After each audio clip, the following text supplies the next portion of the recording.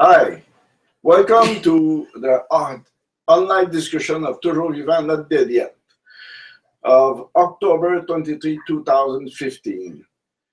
Okay, my name is Christian Debré and this is Amy Asberg, the director of Toujours Vivant Not Dead Yet, and I'm your host.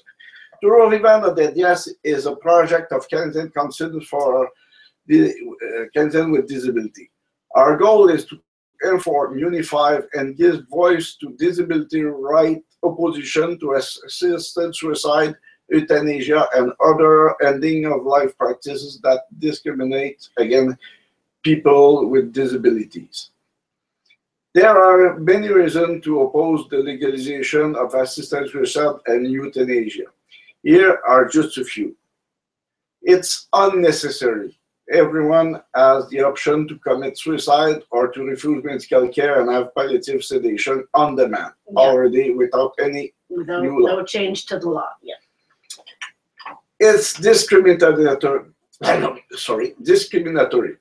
While people without disability receive suicide prevention services if they express the wish to die, people with disability will be encouraged to and assist to kill themselves. That's a double standard. Yes. Third, choice is an illusion. The choice to die cannot be free as long as people with disabilities don't have the choice in where and how to live. And because of discrimination, people really don't always have that choice. So it's people ask for a choice, but it's not a real choice. And the fourth, but not the last, either the least, safeguards don't work. Where these processes are legal, safeguards do not prevent people from disability from being killed or for being wrongly killed. Sorry. And that applies both in the United States and Oregon, Washington, and now California. It also applies in Europe and Belgium and the Netherlands. Okay. Goal of our discussion are to give disabled people a place to talk about this issue among ourselves from our point of view. Right, because disabled people often have a different experience from other folks, so it's important for us to talk about the issues together to understand them better. And we are welcoming either non-disabled people. Yes, also, yeah. We are inclusive. To recognize our experience and expertise in dealing with discrimination and medical system. Yeah, because we have expertise in dealing with the medical system. Yeah, we are the users, major users. The normal and major user, I agree. Okay. To take our place in public debate aside from conservative and progressive. Right, because the debate usually is seen as being between religious conservatives and progressives, but actually our point of view is more progressive than the progressives. Okay, today's topics: people with disability as commodities, and one announcement about the EPC's conference in Montreal. So take it away, Amy. Yeah, that's Amy's turn. Okay, so the job of disability studies scholars is to think about the way in which society relates to people with disabilities. And the field of disability studies is relatively new because mostly people didn't really think about people with disabilities. Mostly they don't. Right. They don't look, they don't be informed. It's like we doesn't exist. Right. As a group. Right. Some of the models they use for thinking about disability include, first, the religious model, which sees disability as either a curse or a blessing from God. And most disabled people are cared for by their families and are given work that they can do. And that kind of system still exists in some parts of the world. Yes. And it used to exist here in pre-industrial societies. And still, you were talking about in the program. Yes, there was a very popular series about one man and his sin, and it was a man who comment on dit ça, avare? Oh, he's very greedy. A greedy man, and this greedy man in this series, there was one disabled people who had a very stiff leg, old, and was taken care by his family, and he is doing small work around the firm, but the farm, okay. Sorry, my memory is very bad. Okay, and this was only work that he could do. Yeah, yeah. So that's how things worked in that kind of society. And people who couldn't live in the community, like people with epilepsy or with extreme cerebral palsy, or sometimes people with emotional disabilities, were often taken care of by the church. And when we were in Paris, we saw the Hôpital des Invalides. Yes, and was created for people with disabilities. Right, exactly. One of the first actual institutions for people with disabilities was in the 1700s. And probably it was one of the first in the world at this time. Yeah, I think it was. So let's see. The medical model sees disability as a problem with the person that should be cured or improved by medical science. And in the industrial societies, state-run institutions took over from the church to care for people who couldn't work in the urban factories that came through industrialization. Yeah. And that's one of the models. Right, exactly. That's one of the models. And it's important to remember that the medical model is actually still evolving. It's changing with the new technologies. Genetic defects, disabled fetuses, and lifestyle issues like smoking and obesity are creating new groups of people who face discrimination on medical grounds. So, for example, if somebody has a medical predisposition for having Parkinson's disease, we were talking a lot this week about the Back to the Future Day, and Michael J. Fox has Parkinson's disease. Well, we didn't know that when he was in the Back to the Future films. But if there had been a genetic study, he might have been shown to have a genetic predisposition for Parkinson's. And if he was discriminated against because of that by not getting health insurance. So we will not have the Back to the Future film as we knew it. Right, exactly. A third model, the rehabilitation model, sees disability as a problem with the person that can be compensated for with skills and adaptive equipment. And that's the idea there is that, you know, if you get some skills, you can learn how to function in society, and, you know, you could even learn to be able to work and go out and take care of yourself. But the thing that all of these models have in common is that the fault is with the disabled person, and it's up to that person to make the change. And the second thing they all have in common is that disabled people don't have a voice of their own.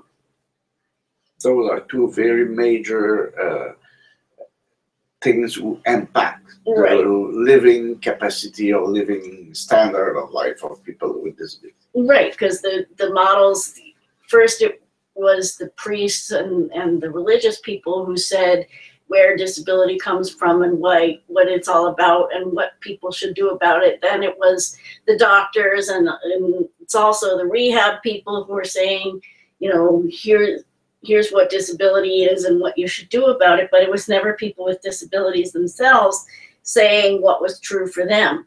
So the social model of disability sees disability as a problem where the person's impairment interacts with the physical barriers, attitudes, and public policies that limit his or her ability to function. So it's not saying that they don't have any physical limitations or emotional limitations. It's saying that the limitations that I have as a blind person, when they interact with things in the environment that don't work well, that's where I'm limited. So the fact that I have an iPad right here and I have the print magnified so I can read it means that I can read the text that I typed up earlier for this thing. But if I didn't have access to that, it would be much more difficult for me. So that's I'm not disabled because this adaptive technology exists.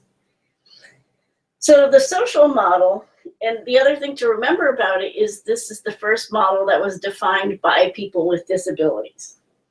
The social model is the basis of the disability rights movement, a civil rights struggle similar to that of people of color, women, lesbian, gay, bisexual, and transgenders people, and other groups.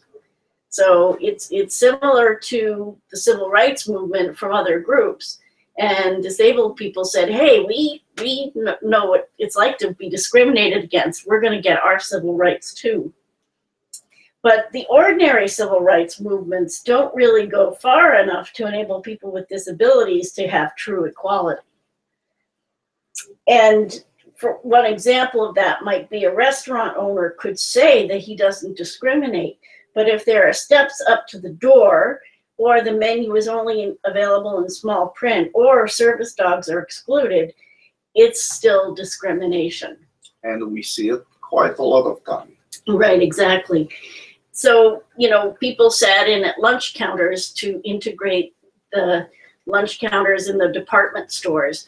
Well, if people with disabilities can't get in because there are steps up, that's just as much discrimination as saying, Black people can't come in. So, also, people with disabilities need medications, supplies, equipment, wheelchairs, glasses, and adaptive technology to function on a daily basis. Most other people from different civil rights movements, they don't necessarily need anything special to be able to exercise their rights. But disabled people do need some extra help, such as services, help with activities of daily living or job training in order to get to work, and accommodations also on the job. So those are some things that need to be done in order for people to have real equal rights. And finally, disabled people need homes, businesses, and transportation and communication options that are accessible so that they can be active in their communities. So that's a difference between the disability movement and other movements. But there is a lot of similarity. Right, exactly. Just the fact that people are disabled people are seen as childlike and not able to take their own decisions. That's a very similar thing to other movements. That people with disabilities are victims of violence quite often. That's similar to other groups. They are easy targets. Right, exactly. So whether the goods and services that I just described are provided by the state or private companies, the cost adds up to a lot of money and has a big impact on the economy. So for example, according to one report, the cost of institutional care in Canada totaled $22 billion, that's billion with a B, in 2014. And Canada has an estimated $6.4 billion medical device market as of 2012. So those are pretty important economic numbers. Yes, I agree. They're a pretty big chunk of the economy. Yes, and any big chunk of economy should be important for government. So if disabled people group together and function as a group and do vote and do exert some pressure over the government, they will be heard. Right, exactly. So the people who receive the goods and services, because it's such a big market, they become not only a class of consumers of those goods and services, but they also become commodities or objects within that system. For example, the person who occupies a bed, quote unquote, in a nursing facility or a group home brings money to that institution from the funding from the state. And the person who needs training to help to find a job counts as a client for the rehabilitation agency, and that affects how much money they receive from the government. And in the same way, even the person receiving home care services through an agency brings in money for administrative overhead. So even though the agencies only provides a few hours a week, they get money from the government to pay for administration. And it doesn't really make a difference how many hours per week that person of service the person gets, they'll still get the administrative amount. So to serve all these people, large bureaucracies have been built up, and sometimes the goal of the service gets lost in keeping the agency afloat. And that's a major problem. That's a really major problem, because they have tendency or keeping their patient or this person inside the institution to keep their money. Right. They doesn't have any interest to just empty the place. They have an interest to fill up the place. Right, exactly, because that's the way they make their money. And they want to make sure that there's big waiting lists also. So they make sure that there aren't quite enough spaces available. If people die or if people go away, they want to be able to fill up the place instantaneously. I have saw at least one case of one people who was just crossing the dead people to enter the room. It was so fast. I don't know how it happened, but you know, one day there was a dead people coming out, and the next day in the same room, another people came in. They doesn't have the time to empty the place, so the next people arrive. So the room wasn't even cleaned. It wasn't emptied of all the very sad stuff. Basic thing was clean. The bed was clean, things like that. But the personal thing of the people, deceased people, was still in the room. So it's something very, very sad. Yeah. Should not happen, but institutions want it happening fast. Right. So another example of this is that people, sometimes people with who are getting services from an agency, a rehabilitation agency, the people never seem to find or stay in a job because the agency doesn't want to lose a client. So maybe the agency will give you lots of training, but they won't confront the employer who discriminates against you. You know, they just say, well, gee, you know, they didn't hire you. That's too bad. Here, we'll give you some more services. We'll give you some more training, and maybe you can get a job. So instead of going after the employer saying, you have no right to discriminate, they just, you know, keep trying to giving new more training, new things, so they are paid to do that. Right, exactly. And like Christian was saying, people often find it hard to move out of institutions because the government won't give them money so they can hire their own attendants. And that's another big problem. And, you know, it's funny because the government says, well, we're afraid that there will be corruption, that people will spend their money on alcohol. But at the same time, corruption in the institution, a quite big one. Right. Okay. It happened more.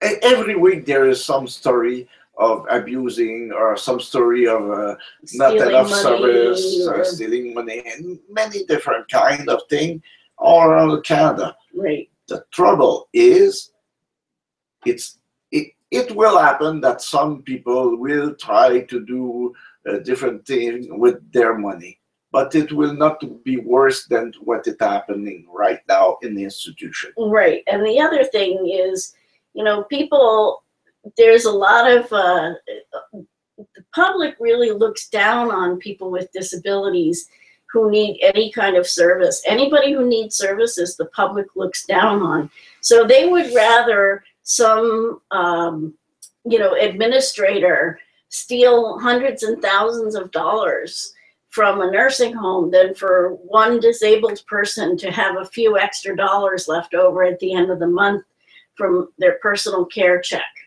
And that's, you know, pretty unbalanced, but that's the way things work. That's a kind of discrimination. Yes.